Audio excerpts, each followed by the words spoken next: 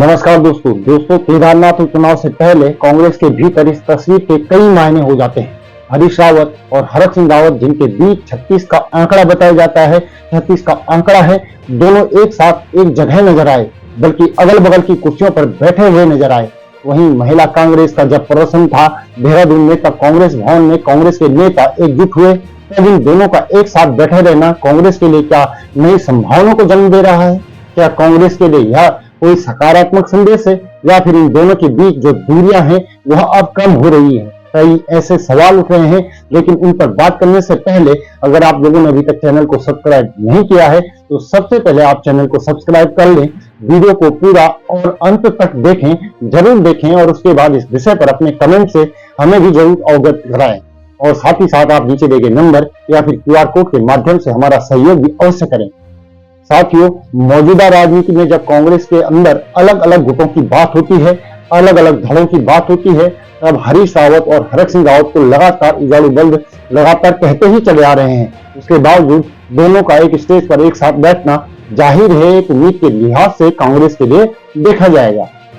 हरक सिंह रावत इस प्रदर्शन के दौरान हमेशा की तरह हमलावर और बेहद आक्रामक भी दिखे।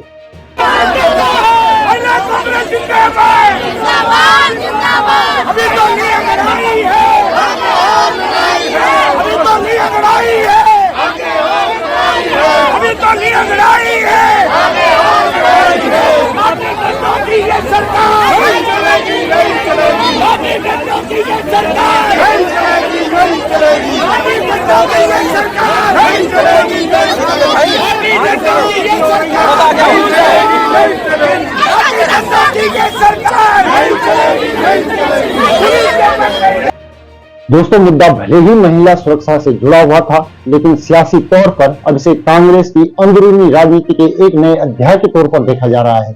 इस प्रदर्शन में हालांकि प्रीतम सिंह शामिल नहीं हुए, लेकिन हरक सिंह पूरे जोश में दिखाई दिए और हरीश रावत भी अपने अंदाज में ही नजर आए।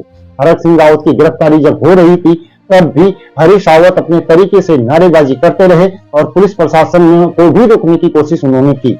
तो यह एक अलग तरीके की राजनीति, और केदारनाथ उपचुनाव से पहले अगर हरीश रावत और हरक सिंह रावत एक हो जाते हैं तो फिर एकजुटता का संदेश कांग्रेस के अंदर जाएगा। जब सीनियर नेता एकजुट होंगे तो नीचे के जो नेता हैं, जो कार्यकर्ता हैं, उनमें भी एकजुटता का संदेश जाएगा। शायद यह पहलू तो है ही, लेकिन उससे भी बड़ा जो मुद्दा है वह कानून व्यवस्था है। कानून व्यवस्था का मुद्दा सबसे बड़ा मुद्दा है। एक के बाद एक लालकुआ में, कानपुर में, रुद्रपुर में, कहाँ का जिक्र नहीं करें। सल्ट में महिलाएं जो है जिस तरीके से उत्पीड़ित हो रही है, सामूहिक बलात्कार का शिकार हो रही है, उनकी हत्या हो रही है, उसके खिलाफ आक्रोश है पूरे राज्य के अंदर। वो आक्रोश आज महिला शक्ति के इस जमवारी के रूप में आज देहरादून की सड़कों पर निकल रहा है। वो सैलाब है वो गुस्से की। सरकार जीरो महिला सुरक्षा से जुड़े सवाल यकीनन गंभीर हैं और इसी गंभीरता को कांग्रेस बार बार उठाती रही है। महिला कांग्रेस ने तो यह भी दिखा दिया कि कैसे एक मुद्दे पर कांग्रेस के बड़े नेताओं को एक साथ एक मंच पर लाया जा सकता है।